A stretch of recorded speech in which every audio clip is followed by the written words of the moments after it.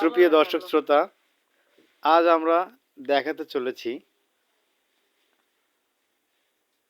চারতলা ফাউন্ডেশনের বিল্ডিং এর কাজ। গ্রাউন্ড ফ্লোর পর্যন্ত শর্ট কলম, পুটিং কলম যাকে বলে, এবং গ্রেড বিমের উপরে 1 ফিট গাঁথনি কমপ্লিট। তো সেফটি ট্যাঙ্কের কাজ চলমান। আমরা দেখতে পাচ্ছি সেফটি ট্যাঙ্কের কাজ চলছে। তো আপনারা যে ভুলটা সাধারণত অনেকেই করে থাকে, সেফটি ট্যাঙ্কের নিচেই যখন আমরা ইটের সলিং দেই, অনেকে সেখানে শুধু বিট বালুর পরে সলিং তৈরি করে, কিন্তু অবশ্যই বিট বালুর পরে পলিথিন দেওয়ার পরে সলিং দিতে হবে। এই ভুলটা করা যাবে না। পলিথিন ব্যবহার করতেই হবে, তারপরে সলিং দিতে হবে।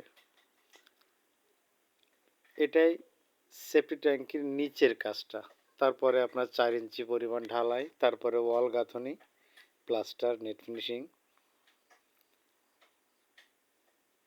তো এইভাবে সেফটি ট্যাঙ্কের কাজটা করলে